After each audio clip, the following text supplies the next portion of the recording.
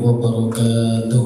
Waalaikumsalam warahmatullahi wabarakatuh. Innal hamdalillah nahmaduhu wa nasta'inuhu wa nastaghfiruh wa na'udzu billahi min shururi anfusina wa sayyiati a'malina. Man yahdihillahu fala mudilla lahu wa man yudlil fala hadiya lahu.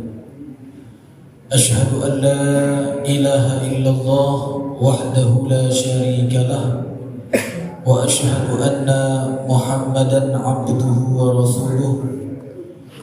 Allahumma fassalli wa sallim ala hadan nabiyil karim wa ala alihi wa ashabihi wa man da'a bi da'watihi wa man ittaba'a sunnatahu ila yaumiddin.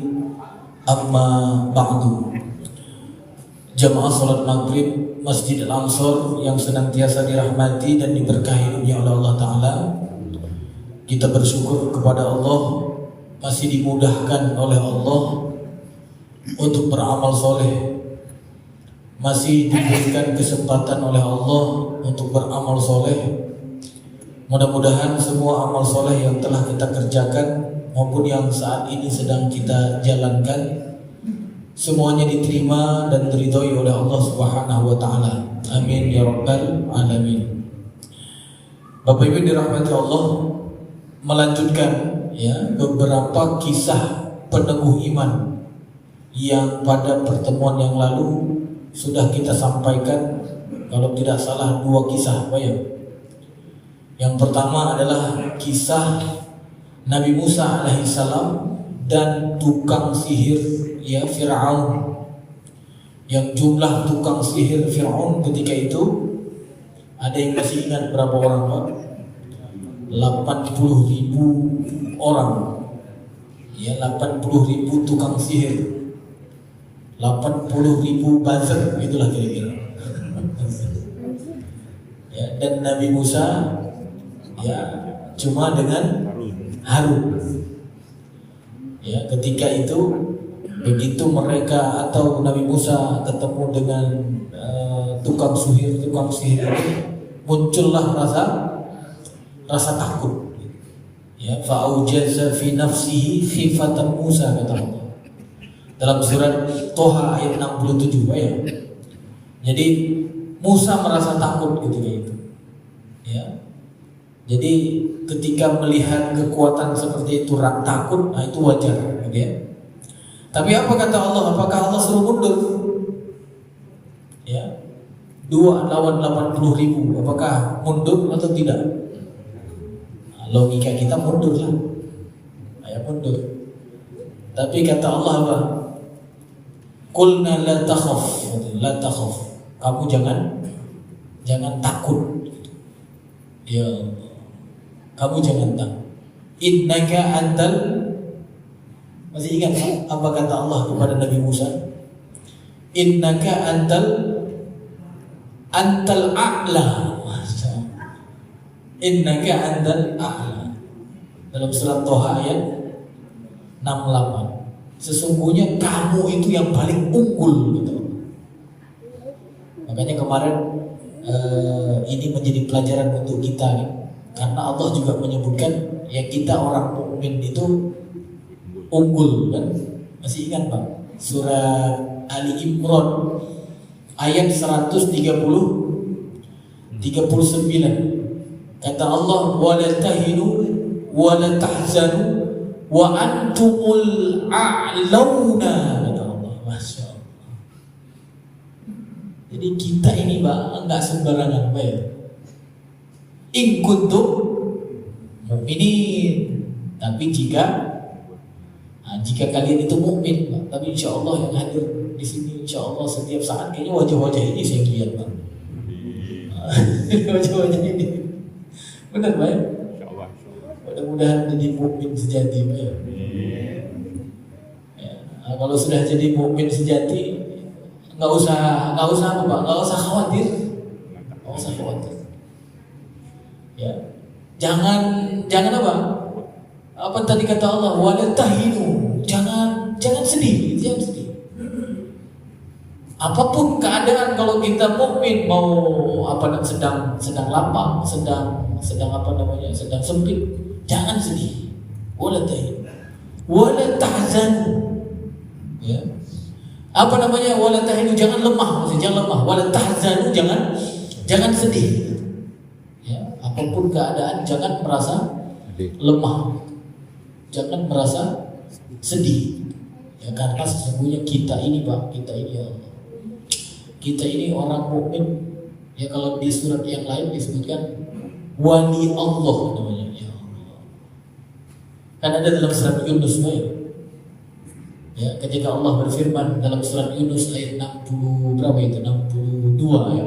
62, 63, 64. Kata Allah, ala inna awliya Allah. Gitu kan? Habis itu apa? Ada yang hafal. Ala inna awliya Allah. Kok jadi lupa saya? Apa bu? La khawfun, Masya Allah, diingatkan oleh la khawfun alaihim wa la hum yahzanun. Jadi wali Allah itu dia tidak ada apa Pak? Gak ada rasa takut. Ya, tidak ada rasa takut. Ya. La khafu alaihim wa la hum yahzanun. Dia enggak sedih. Makanya yang sedih introspeksi diri Bu ya. Yang suka sedih introspeksi. Berarti aku jangan-jangan belum jadi mukmin sejati. Aku jangan-jangan belum jadi wali Allah sejati. Dan di ayat selanjutnya apa kata Allah? Alladzina amanu wa kanu yattaqun. Nah, siapa mereka? Yang beriman dan kemudian senantiasa bertakwa. Ya. Nah, kita kan sudah beriman, ya? Sudah. Dan kita senantiasa berusaha untuk menjadi orang bertakwa. Nah, kita wali Allah, wali Allah. Ya, walaupun belum bisa jalan di atas air. Karena ada sebagian orang anggap kalau wali Allah itu yang tampangnya rambutnya panjang gitu kan, habis itu gitu kan, bisa jalan di atas air gitu, bisa loncat dari satu pohon ke pohon yang lain gitu ya. Wah, ini wali gitu. Padahal kata Allah wali itu siapa Pak? Nah, ada ayat 63 dalam surat Yunus itu kan. Alladzina amanu wa kanu yattaqun. Wali Allah itu yang beriman dan senantiasa bertakwa. Gak banyak syaratnya Pak, gak banyak syaratnya. Baru kemudian dikasih kabar gembira oleh Allah di ayat 64-nya. Lahumul busyra fil hayatid dunya wa fil akhirah. La tabdila li kalimatillah. Dzalika huwal fawzul azim. Masyaallah. Jadi ada kabar gembira untuk mereka itu, orang-orang yang beriman dan senantiasa bertakwa. Kabar gembira di kehidupan dunia, hidupnya apa tadi? Tenang, enggak sedih, enggak takut. Apalagi kita tahu tadi Allah sudah katakan kamu yang paling unggul. Makanya saya sering sedih gitu kalau ada yang menyamakan orang muslim dengan orang kafir. Sedih saya. Dan saya sangat benci sekali sama orang yang mengatakan begitu. Sangat benci sekali. Karena ada tokoh muslim berani mengatakan we are the same, kata dia. Dan itu diucapkan di hadapan orang kafir. Kita ini sama katanya, sama katanya. Sama gimana? Kita beriman, kafir. Masa sama antara orang beriman dan kafir? Beda dong. Beda.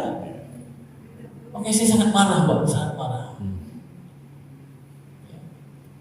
Dan mudah-mudahan marahnya itu menjadi satu hujah, ya, karena kalau kata Abdullah bin Mas'ud itu seorang sahabat Nabi, kalau kamu lihat kemungkaran itu dan kamu gak bisa merubah, kalau kamu gak bisa merubah, maka kebencian kamu terhadap kemungkaran itu menjadi salah satu hujah kamu, menjadi alasan di hadapan Allah.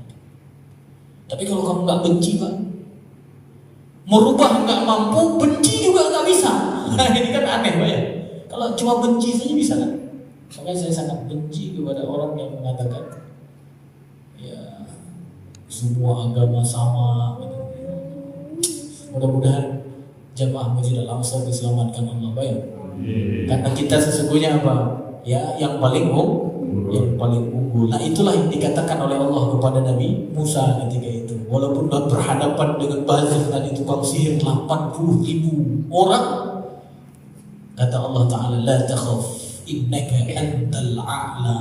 Kamu jangan takut, sesungguhnya kamu yang unggul, ya. Dan kemudian kita juga sudah sebutkan kisah Abu Bakar, ya, dan pasukan Usamah, yang orang-orang ketika itu termasuk Umar bin Khattab mengatakan jangan kirim pasukan yang dipimpin oleh Usamah untuk menghadapi Romawi, jangan kirim. Karena sekarang di Madinah sedang bergejolak. Kalau kamu kirim nanti bisa-bisa di Madinah terjadi kekacauan dan gak ada pasukan yang membela, gitu kan?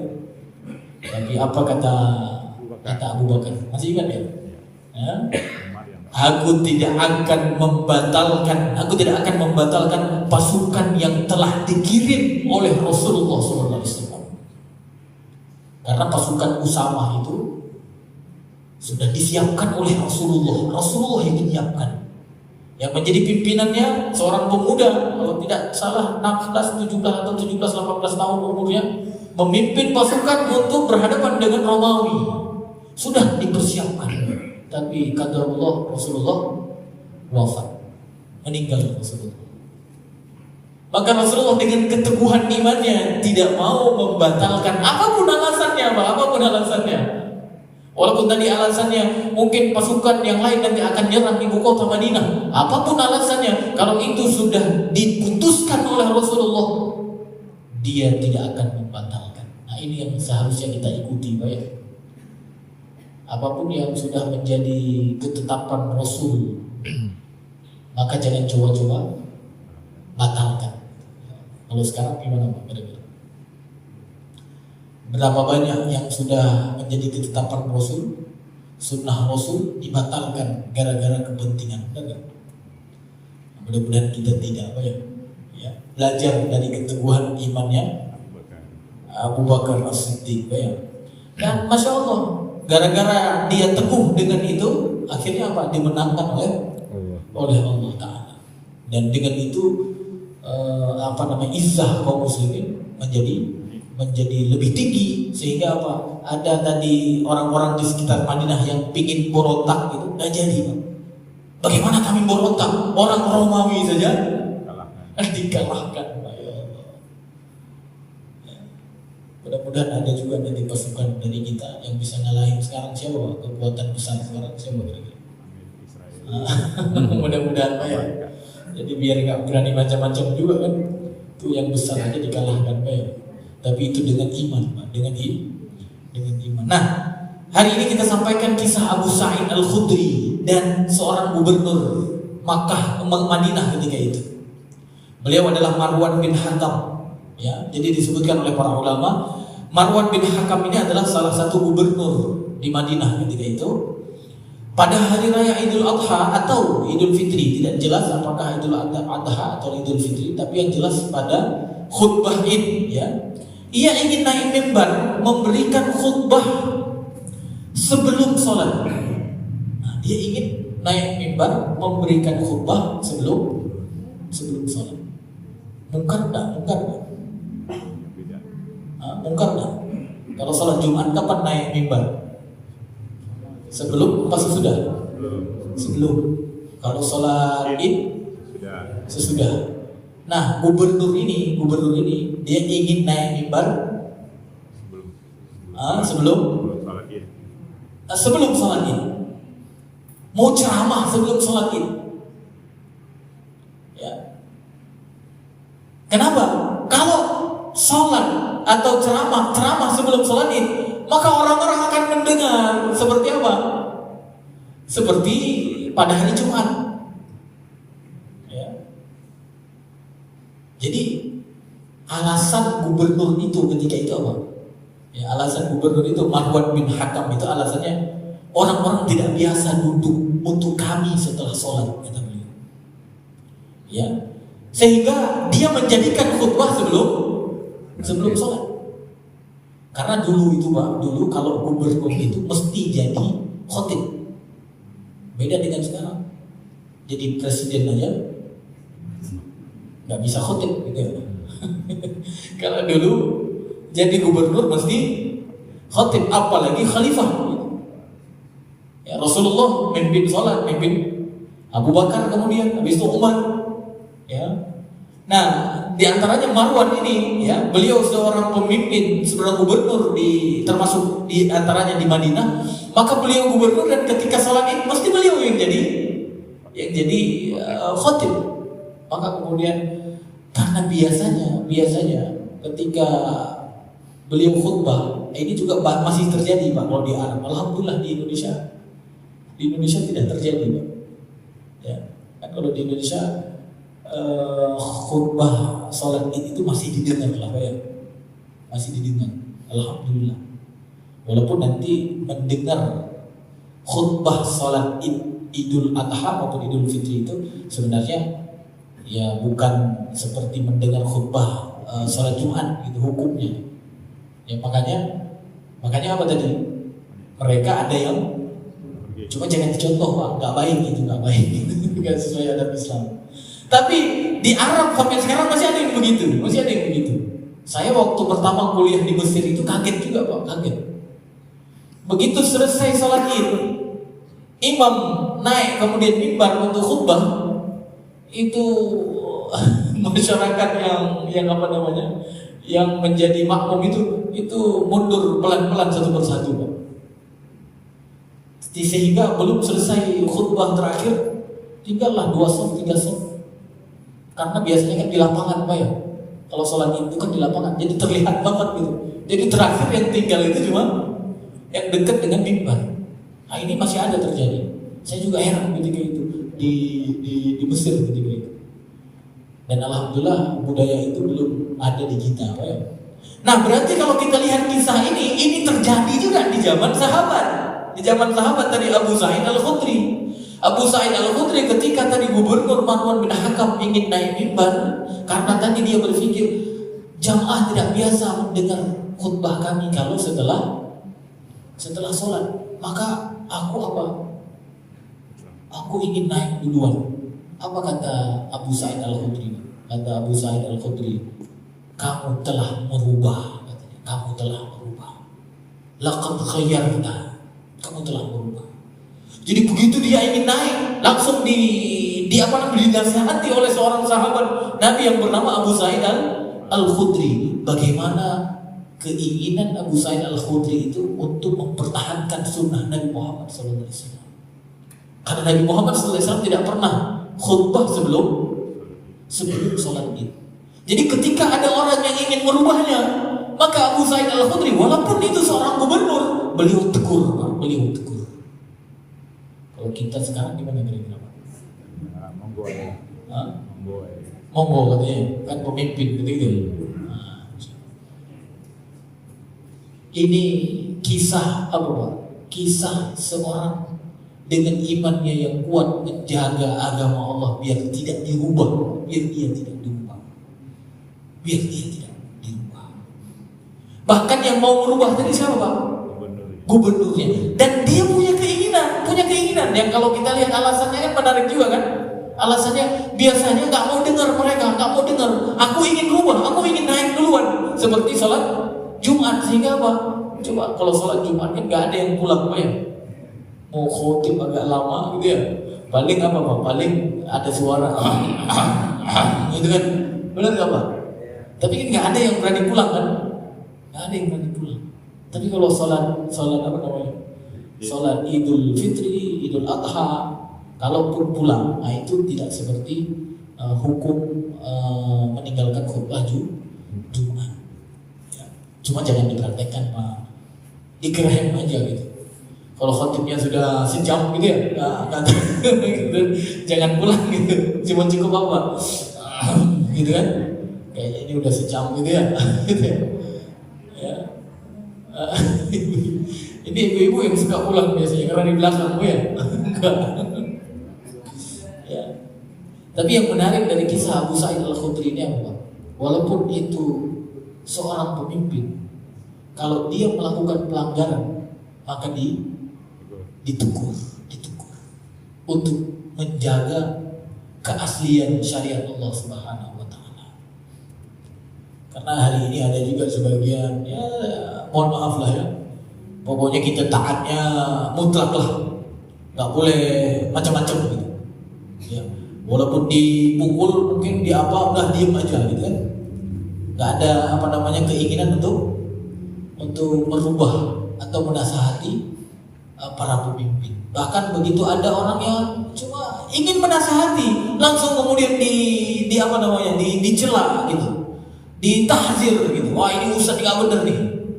Ya, mencela, bukan mencela. Apa tujuannya pasti para asatidz, para ustaz biasanya tujuannya untuk mengkritik agar pemerintah itu kembali kepada jalan yang lurus. Maka jangan lihat ketika ada seorang ustaz menasihati, jangan anggap ini adalah satu hal yang pasti bertentangan dengan syariat. Coba lihat Abu Sa'id Al-Khudri, begitu seorang gubernur melakukan pelanggaran, langsung dia bangun. Di saat itu dibangun, dia mengatakan apa? Kamu sudah berubahnya.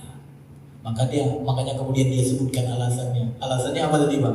Alasannya orang-orang tidak biasa, kata Marwan bin Hakam, duduk bersama kami setelah sholat, maka aku menjadikannya khutbah sebelum sholat. Ya, bayangkan kalau tidak ada Abu Sa'id Al-Khudri ketika itu, bisa jadi apa Pak? Bisa jadi di Indonesia nanti ada yang menjadikan ini sebagai dalil gitu. Oh tadi dulu ada tuh Marwan bin Hakam naik sebelum sholat gitu, sebelum sholat. Itu kan tidak diprotes oleh sahabat. Itu bisa jadi dalil Pak, bisa jadi dalil. Tapi alhamdulillah ada Abu Sa'id Al-Khudri kemudian apa? Protes ketika itu, sehingga apa? Tidak berlanjut sampai hari ini. Dan hari ini sholat Idul Fitri atau Idul Adha masih tetap sholatnya yang pertama. Makanya Bapak Ibu dirahmati Allah, kita harus berguru sama Abu Sa'id Al-Khudri. Ketika ada orang yang merubah syariat ini, nah kita harus berani untuk kemudian apa Pak? Mengingatkannya. Ya, bahkan disebutkan juga oleh para ulama, di saat itu ada sahabat besar Sa'ad bin Malik namanya radhiyallahu anhu. Beliau ketika melihat Abu Sa'id Al-Khudri menegur pemimpin, artinya Marwan bin Hakam tadi, beliau tidak bersikap mendua. Kadang-kadang kita ketika ada yang menegur begitu kan, kadang-kadang kita diam saja kan, nggak jelas sikap kita, dukung pemimpin atau dukung yang menegur gitu kan. Kadang-kadang kita diam aja mungkin Pak ya benar nggak? Tapi ada seorang sahabat besar ketika itu, Sa'ad bin Malik, disebutkan oleh para ulama radhiyallahu anhu, tidak bersikap mendua atau berpura-pura. Dia mengatakan pernyataannya dan melarang yang mungkar. Beliau artinya apa? Setuju dengan apa yang dilakukan oleh Abu Sa'id Al-Khudri. Ya, jadi Bapak Ibu dirahmati Allah, kisah ini mengajarkan kita, ya, kalau kita lihat sesuatu yang baru di dalam agama dan itu mengubah ketentuan yang sudah baku, maka kita harus berani untuk kemudian memberikan peringatan, sehingga ya mereka tidak merubah apa yang sudah disyariatkan di dalam Islam. Baik, kita lanjutkan kisah yang lain. Nah, ini kisah yang terkait dengan ibu-ibu ya. Kisah yang terkait dengan ibu-ibu. Ibu kenal nggak Bu dengan Asma binti Abu Bakar. Nah, kenal Bu? Pernah dengar ya Bu ya? Ya. Jadi Asma ini adalah salah satu putri Abu Bakar As-Siddiq. Ya. Jadi kalau kita baca kisah beliau secara umum menarik, menarik. Bahkan dari awal-awal beliau mendengar dakwah Nabi Muhammad SAW. Ya, apa julukan Asma binti Abu Bakar Bu? Ada yang tahu nggak? Dua kan dua. Nah, ibu-ibu yang kita tanya nih. Biar ibu-ibu jadi apa? Jadi teladan gitu. Apa Bu? Asma binti Abu Bakar itu apa julukannya? Pemilik dua ikat pinggang. Ya, apa latar belakangnya? Latar belakangnya ketika Nabi Muhammad hijrah itu, kan beliau sama Abu Bakar ya mampir dulu di Gua Thur namanya. Ya, sebagai apa namanya? Taktik lah, biar tidak apa namanya? Ketahuan gitu. Jadi harusnya ke apa namanya? Ke utara, ke selatan dulu gitu. Ya. Dan kemudian apa? Butuh logistik tentunya. Ya, ketika di Gua Thur itu, maka dibawa beberapa yang bisa sebagai apa namanya makanan lah begitu ya, bekal gitu. Tapi ternyata begitu akan dinaikkan ke kendaraan ya, kuda atau unta gitu ya. Maka kemudian apa? Tidak ada ikatan. Maka dia kemudian apa? Si Asma ini merobek ikat pinggangnya.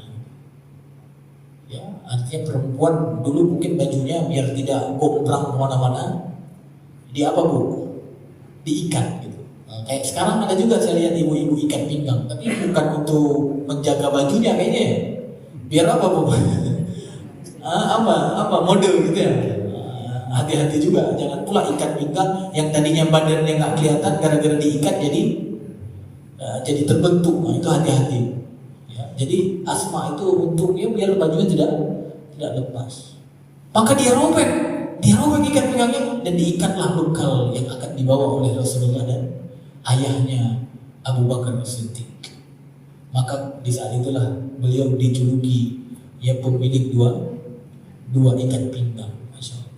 Jadi itu kontribusi namanya, kontribusi di dalam dakwah Islam, kontribusi di dalam jihad fisabilillah. Nah, Asma ini orangnya dari awal dia sudah menjadi orang yang berkontribusi dalam dakwah Islam. Maka mudah-mudahan ibu-ibu yang hadir di sini ya termasuk yang punya kontribusi gitu. Ya, kontribusi di dalam dakwah Islam.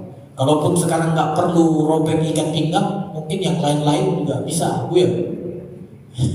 Nggak perlu robek ikat pinggang, mungkin dengan yang lain, Bu ya. Dengan apa? Intinya apa? Membantu perjuangan dakwah Islam, sehingga dakwah Islam itu tidak tenggelam. Ya. Karena memang pada dasarnya kalau kita mau ditolong oleh Allah, kita harus menjadi penolong agama Allah. Kan? Ada kan? Dalam surat Muhammad ayat 7 itu kan kata Allah, ya ayyuhalladzina amanu in tansurullah yansurkum, kata Allah. Ya, yansurkum wa yutsabbit aqdamakum, kata Allah. Wahai orang-orang yang beriman, kalau kamu menolong agama Allah, menolong, berkontribusi walaupun cuma separuh ikat pinggang separuh saja. Ya. Maka Allah akan tolong kalian dan Allah akan teguhkan kedudukan kalian. Makanya kalau kita lihat Asma ini, Masya Allah, termasuk diteguhkan oleh Allah walaupun dia umurnya sudah mendekati 100 tahun. Mendekati 100 tahun diteguhkan oleh Allah Ta'ala. Subhanallah. Ya. Kapan? Nah ini ketika dia berhadapan dengan Hajjaj bin Yusuf, ya, Al-Thaqafi. Seorang apa namanya itu? Seorang yang jahat sekali. Ya, panglima perang yang jahat. Ya, di antara kejahatannya apa? Membunuh putranya Asma. Ya, siapa namanya? Abdullah bin Zubair. karena suaminya Asma adalah Zubair. Nah, Abdullah bin Zubair anaknya Asma dibunuh, disalib oleh Hajjaj bin Yusuf As-Saqafi. Ya, dan bukan sampai di situ. Setelah dia melakukan kezalimannya, dia kemudian ingin pamer kelakuannya kepada Asma tadi, ibundanya. Jahat gak? Jahat gak, Pak? Ya harusnya apa? Ya jangan begitu, Pak. Ya. Kisahnya sampai kemudian dia mendatangi Asma radhiyallahu anha dan kemudian mengatakan, wahai ibu tua, bagaimana pendapatmu tentang perbuatan yang telah aku lakukan kepada musuh Allah? Jadi saking jahatnya, ya, Abdullah bin Zubair dianggap musuh Allah oleh dia. Maka dengan tenang ia menjawab, kamu telah merusak dunianya. Kamu telah merusak dunia anakku. Dan anakku atau dia telah merusak akhiratmu. Masya Allah. Itu kata-kata yang keluar dari orang yang diteguhkan oleh Allah Ta'ala. Walaupun di hadapan panglima yang bengis dan kejam. Kamu telah merusak dunia anakku, tapi anakku telah merusak akhirat. Ya Allah. Gimana kira-kira kalau orang tidak diteguhkan oleh Allah, berani gak mengucapkan itu di hadapan panglima? Jadi Yusuf As-Saqafi, Hajjaj bin Yusuf As-Saqafi itu adalah seorang panglima. Ya, kalau orang tidak diteguhkan oleh Allah, berani gak mengatakan itu, Pak? Ya paling maaf, anakku mungkin sudah melakukan kesalahan, maafkan dia, gitu paling gitu aja. Tapi karena dia adalah orang yang masya Allah imannya luar biasa, bahkan ketika itu mendekati 100 tahun kata para ulama.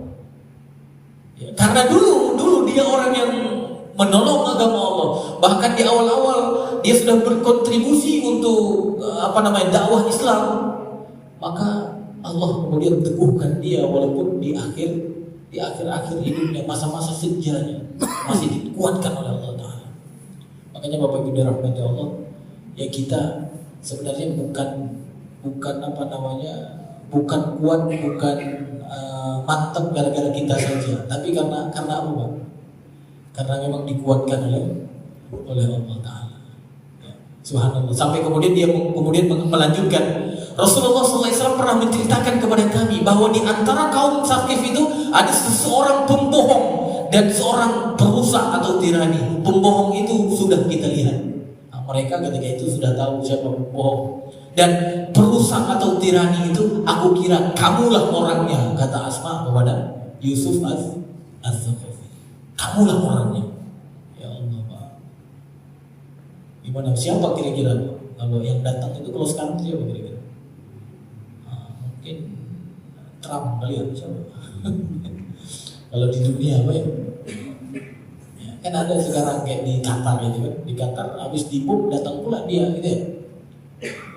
Habis itu apa dia bilang apa macam-macam ya. Nah kalau orang-orang Qatar, orang-orang yang diteguhkan oleh Allah, mungkin sikapnya akan seperti siapa dulu ada tuh Raja Arab Saudi yang kemudian dieksekusi juga oleh mereka ya. Kan ada tuh kisah siapa Raja Faisalnya. Ya. Jadi apa kata Raja Faisal? Bagus juga Pak ya. Yang dia ingin sholat di Masjid Al-Aqsa itu. Di antara katanya kalau tidak salah itu, kami sudah terbiasa kan dia mengancam memboikot minyak gitu kan. Ya, memboikot minyak. Karena apa?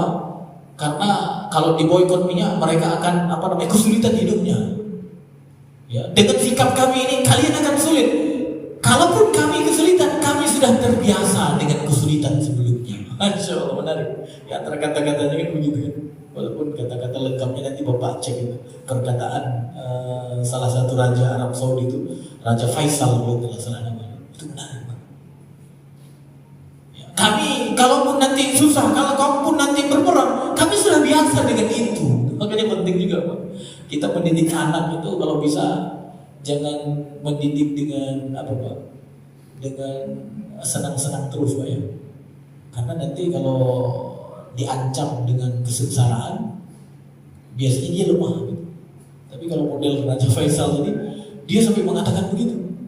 Kami sudah biasa. Dulu kami istilahnya kan orang-orang yang pengembala kan gitu kan. Kami sudah biasa. Nah kalau kalian, kami boikot minyak, kami tidak kirim minyak kepada kalian stres kan? Apalagi semua industrinya hidup dengan minyak. Ya, akhirnya mereka pakai cara lain, musuh pakai cara lain. Mudah-mudahan di Qatar punya jawaban begitu nanti Pak. Cuma saya nggak yakin juga ya. Karena apa? Mereka sudah biasa hidup enak gitu ya. Ya sudah biasa hidup enak. Mana mungkin keluar kata-kata tadi ya. Wallahu a'lam bishawab. Bisa aja dengan iman walaupun hidup enak dia bisa. Seperti siapa tadi? Seperti Asma bisa. Ya, dan itu yang memberikan kepada kita itu adalah Allah Subhanahu wa Ta'ala. Nah di antara sebabnya apa? Biar kita bisa seperti itu, di antaranya jadilah penolong agama Allah sejak awal, Pak. Jadilah orang yang berkontribusi, membantu mendakwahkan agama Allah sejak awal, Pak. Sejak awal.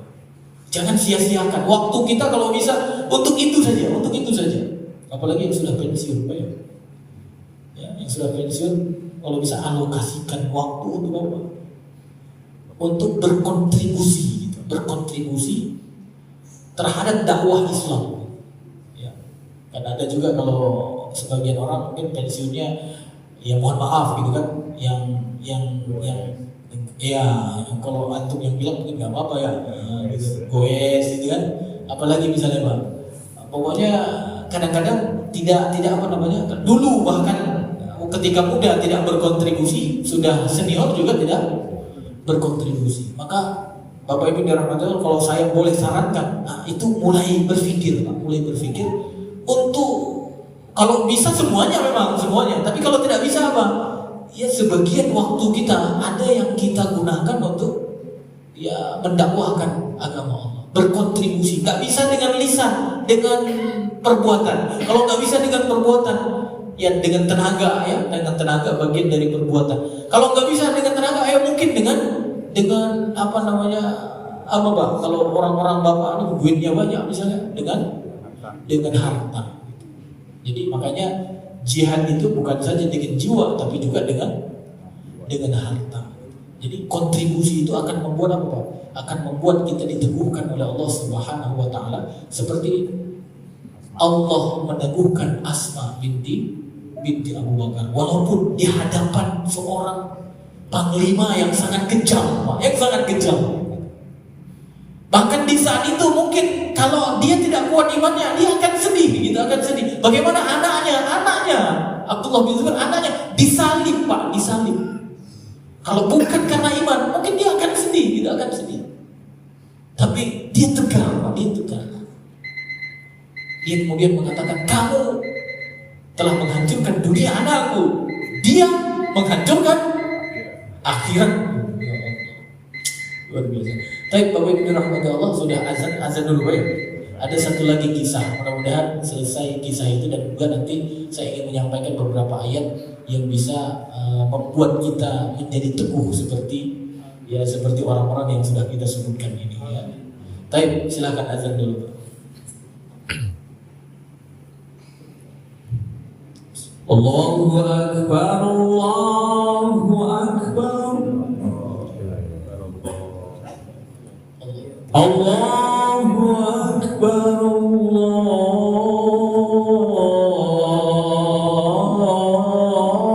Allahu Akbar. Asyhadu an la ilaha illallah.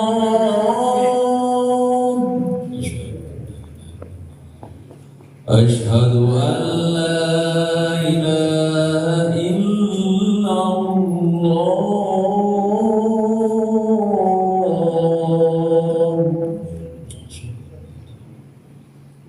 Asyhadu anna Muhammadar Rasulullah.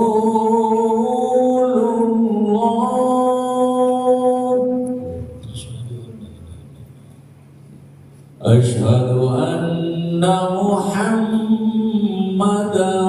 Rasulullah.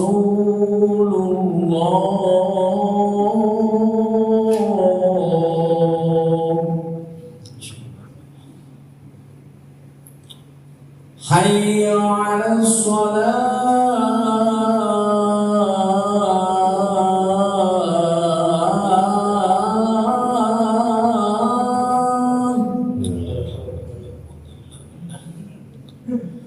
Hayya 'alas shalah.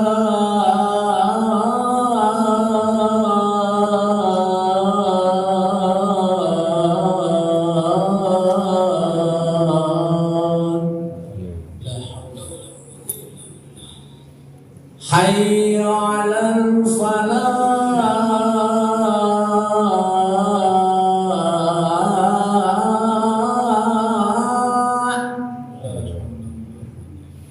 Hayya 'alal falah.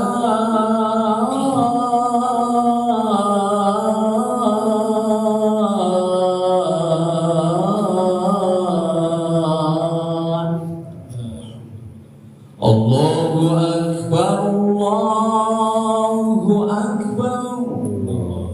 La ilaha illallah. La ilaha illallah. Allahumma rabb hadhihi wa salatul qiyamati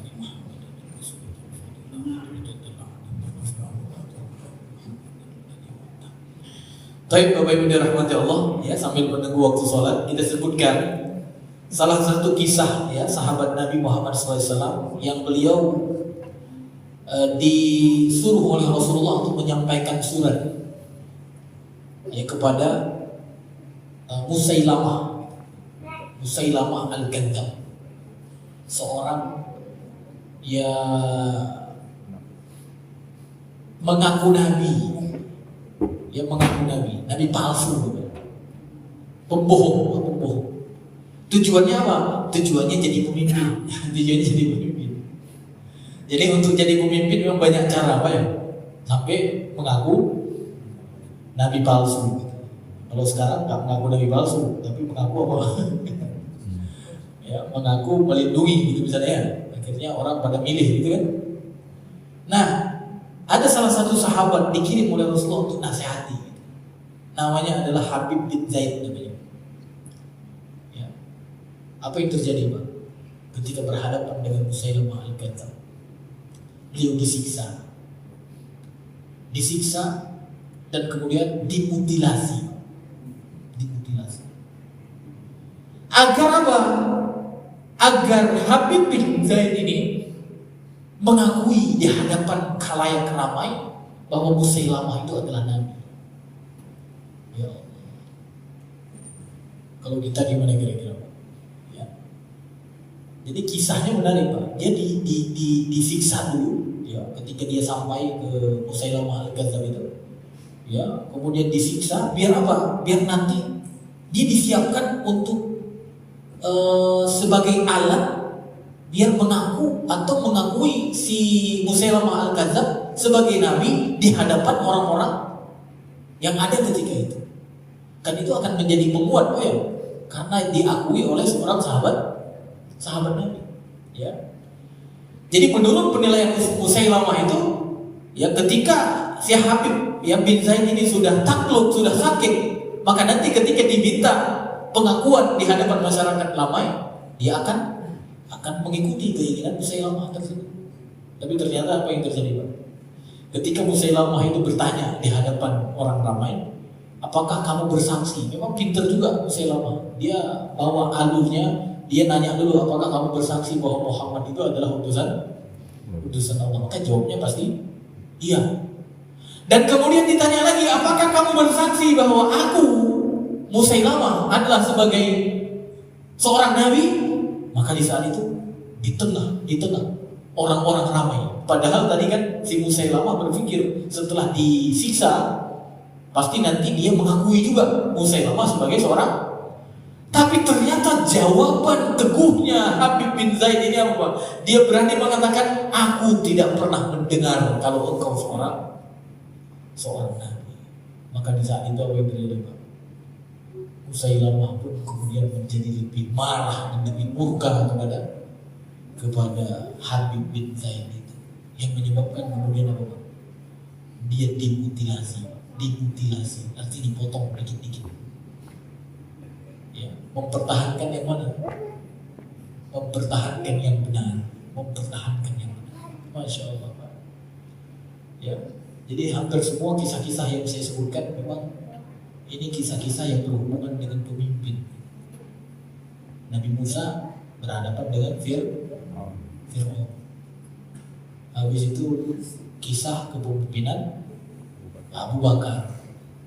Habis itu kisah Abu Sa'id Al-Khudri dengan gubernur Madinah Marwan bin Hakam. Habis itu yang kita juga sudah sebutkan Asma dengan Yusuf As-Saqafi, ya, Hajjaj bin Yusuf As-Saqafi. Itu juga ya para apa Pak? Para pengelola negara juga gitu. Habis itu yang terakhir ada seorang yang ingin jadi pemimpin juga, cuma mengaku sebagai nabi palsu yang bernama Musailamah Al-Kadzdzab, berhadapan kemudian dengan Habib bin Zaid.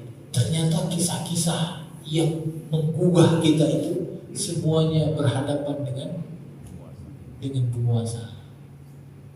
Makanya Bapak Ibu dirahmati Allah, mudah-mudahan ini menjadi pelajaran untuk kita.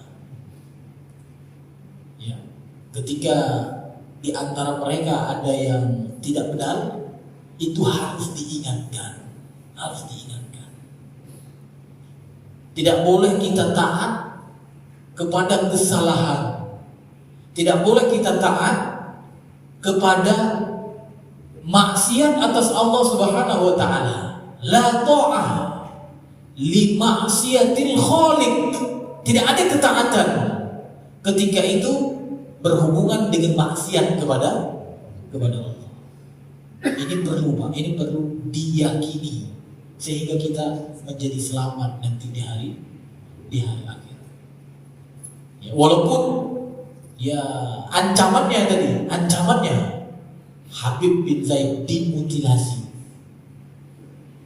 Asma binti Abu Bakar bisa-bisa bukan disalib itu ancamannya.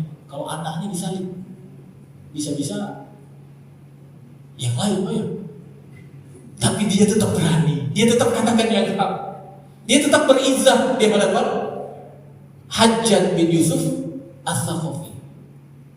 Begitu juga Abu Sa'id Al-Khudri tetap berizah, tetap ingin mempertahankan kemurnian agama, walaupun yang berubahnya adalah Marwan, ya, bukan yang tadi Abu Sa'id Al-Khudri dengan Marwan bin Hakam, gubernur Madinah. Abu Bakar As-Siddiq tetap mengirim pasukan, walaupun orang-orang ketika itu banyak yang mencibirnya, termasuk Umar bin Khattab. Ya, kalau kita lihat tadi yang lebih keren lagi memang Nabi Musa tetap meneruskan, walaupun ada rasa takut di dadanya. Dan Allah perintahkan, jangan kamu takut, karena sesungguhnya kamu yang paling tinggi. Maka kalau orang Muslim seperti itu, Bapak Ibu dirahmati Allah, rasanya ya tidak ada yang mungkin ya memelihara kezoliman yang hari ini sudah banyak kita lihat di kalangan pemimpin dunia. Mudah-mudahan Bapak Ibu dirahmati Allah, kita diberikan keteguhan iman oleh Allah Subhanahu wa taala. Apapun ancamannya, kita tetap berlindung kepada Allah Subhanahu wa taala dan yakin bahwa Allah Subhanahu wa taala akan menolong orang-orang yang beriman. Baik, ada beberapa ayat yang bisa kita jadikan sebagai sebab lah Pak ya, sebab biar kita diteguhkan oleh Allah. Nah, yang pertama itu adalah firman Allah dalam surat Ibrahim ayat 27. Allah mengatakan di situ, "Yutsabbitullahu alladziina aamanu bil qauli tsabit fil hayatid dunya wa fil akhirah." Kata Allah Subhanahu wa taala, Allah meneguhkan orang-orang yang beriman ya dengan perkataan atau dengan kalimat yang qaulu tsabit, dengan kalimat la ilaha illallah di kehidupan dunia dan di kehidupan akhirat. Jadi dari ayat ini disimpulkan oleh para ulama, kalau kita mau diteguhkan saat ini, saat masa yang akan datang, Kan hari ini, kan besok kita nggak tahu Pak ya. Sampai kita meninggal, karena itu masih di dunia. Kalau kita mau diteguhkan, bahkan seperti Asma tadi, sampai masa tua masih diteguhkan, maka sempurnakan iman, kata para ulama. Sempurnakan iman. Yang kedua, kita lanjut Pak sedikit ya. Kita lanjut sedikit Pak. Yang kedua apa Pak?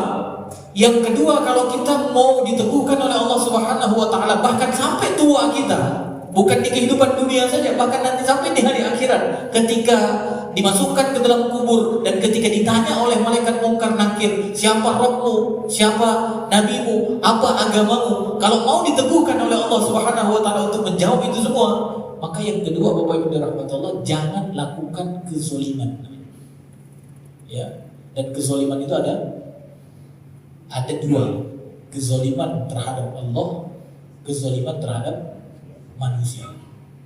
Kenapa tidak boleh melakukan kezaliman? Karena Allah akan menyesatkan orang-orang yang zalim. Sebaliknya, orang-orang yang berjalan di atas petunjuk Allah akan diberikan keteguhan. Sama dalam surat Ibrahim ayat 27. Tapi lanjutannya tadi, wa yudillullahu zalimin, kata Allah. Allah akan menyesatkan orang-orang yang zalim. Maka hati-hati. Kezaliman kepada Allah semua kita sudah tahu kan. Kezaliman yang paling besar kepada Allah apa? Syirik. Ada tak kezaliman yang lain kepada Allah selain syirik? Ya, kata Allah, wa may yata'adda hududallah fa ulaika humuz zalimun. Barang siapa yang melampaui batasan-batasan, hukum-hukum, ketentuan-ketentuan yang telah dibuat oleh Allah Ta'ala, dia langkahi, itulah orang zalim namanya. Maka hati-hati Pak, hati-hati. Jangan melakukan kezaliman terhadap Allah. Karena apa? Akan disesatkan oleh Allah. Yang kedua, kezaliman terhadap manusia. Bentuk-bentuk kezaliman sekarang kita lihat begitu banyak Pak ya. Kalau tadi Hajjaj bin Yusuf As-Sakhafi melakukan kezaliman kepada Abdullah bin Zubair, kepada kaum muslimin yang begitu banyak, bahkan kepada ibundanya, maka wajar kalau sampai kemudian meninggalnya, para ulama menyebutkan dia tidak meninggal dalam keadaan husnul khatimah. Kenapa? Karena Allah tidak memberikan petunjuk kepada orang zalim, tapi Allah menyesatkan orang zalim. Makanya sering juga kita lihat Pak ya, ada pemimpin-pemimpin zalim, ada dulu di Turki, bahkan di sekarang juga ada Pak ya, di Indonesia Pak ya. Udah zalim, diingati, tapi nggak mau Pak. Nggak mau kembali. Bahkan dia melakukan kezaliman yang lain. Kenapa? Karena Allah sesatkan dia. Wa yuzillullahu zalimin. Makanya hati-hati Bapak Ibu dirahmati Allah. Kalau mau diteguhkan oleh Allah, jauhi kezaliman. Dan yang ketiga, terimalah Al-Quran dengan sepenuh hati. Imani dengan benar-benar. Baca dia, tadaburi dia, ajarkan dia, dan amalkan dia. Karena Allah katakan dalam surat An-Nahl ayat 102. Nanti mudah-mudahan ditulis sama panitia, di-share ya, ayat-ayat yang menyebabkan kita teguh. Ya, gak banyak lagi, cuma 2 atau 3 lagi ya. Kata Allah di dalam surat An-Nahl ayat 102, katakan wahai Muhammad, ya, qul nazzalahu ruhul qudus min rabbika bil haqq liyuthabbital ladzina amanu wa hudaw wa busyra lil muslimin. Katakan wahai Muhammad kepada umatmu, Ruhul Kudus yaitu malaikat Jibril telah menurunkan Al-Qur'an dari Tuhanmu dengan kebenaran untuk meneguhkan hati orang yang telah beriman. Jadi di antara fungsi Al-Qur'an selain petunjuk, itu meneguhkan hati. Maka baca dia, baca. Walaupun cuma sedikit sehari, tadaburi dia, amalkan dia. Insya Allah kita akan diteguhkan sampai akhir hayat kita. Nah, kemudian apa? Amalkan perintah Allah Subhanahu wa taala yang kita tahu. Dalam surat An-Nisa ayat 66, apa kata Allah? Walau annahum fa'alu ma yu'azuna bihi lakana khairan lahum wa ashadda tathbita. Kata Allah Ta'ala, dan sekiranya mereka benar-benar melaksanakan perintah yang diberikan oleh Allah Subhanahu wa Ta'ala, yang diberikan oleh Rasulnya, niscaya itu lebih baik bagi mereka dan lebih menguatkan iman mereka. Ya. Habis itu satu lagi Pak, ya, yang tadi kita sudah sampaikan, cuma ini diulang sedikit Pak ya. Kalau mau diteguhkan sampai akhir hayat kita, jadilah penolong agama Allah, berkontribusi. Dalam surat Muhammad ayat 7. Ya ayyuhalladzina amanu in tansurullah yansurkum wa yutsabbit aqdamakum. Wahai orang-orang yang beriman, jika kamu menolong agama Allah, jika kamu berkontribusi untuk meninggikan kalimat Allah, niscaya Dia akan menolongmu dan menumbuhkan kedudukanmu. Masya Allah. Dan yang terakhir, Pak, berdoa selalu kepada Allah. Ya, katakan kepada Allah, ya, Rabbana. Jadi antaranya kalau dalam surat Ali Imran ayat 8 itu Rabbana la tuzigh qulubana ba'da idh hadaitana wa hab lana min ladunka rahmah innaka antal wahhab. Kalau dari Nabi, apa doanya dari Nabi, Bu? Ya muqallibal qulub tsabbit qalbi ala dini. Ya musarrifal qulub sarrif qalbi ila ta'atik. Karena pada dasarnya yang meneguhkan kita itu adalah Allah. Bahkan dalam surat Al-Isra ayat 74 Allah katakan kepada Nabi, bukan kepada manusia, kepada Nabi. Apa kata Allah kepada Nabi? Walaula an tsabatnaka laqad kitta tarkanu ilaihim syai'an qalila. Sekiranya kami tidak meneguhkan hatimu, wahai Muhammad, wahai hatimu, gitu ya. Seandainya tidak kami teguhkan hatimu, niscaya engkau hampir saja condong sedikit kepada mereka, kepada musuh-musuh Allah. Jadi Nabi Muhammad saja yang meneguhkan Allah. Maka apalagi kita, ya, kita harus minta kepada Allah. Kalau bisa setiap sholat saya anjurkan, setelah sholat atau sebelum sholat, di waktu-waktu mustajabah sekarang ini harus perbanyak doa itu. Rabbana la tuzigh qulubana ba'da idh hadaitana wa hab lana min ladunka rahmah innaka antal wahhab. Habis itu ya muqallibal qulub tsabbit qalbi ala dinik, ya musarrifal qulub sarrif qalbi ila ta'atik. Insyaallah di waktu-waktu mustajabah kalau dikabulkan oleh Allah Subhanahu wa taala, maka kita akan diteguhkan sampai akhir hayat kita, seperti kisah-kisah yang kita sudah takjub tadi, Pak, ya. Ada 5 kisah yang kita sudah sebutkan tadi.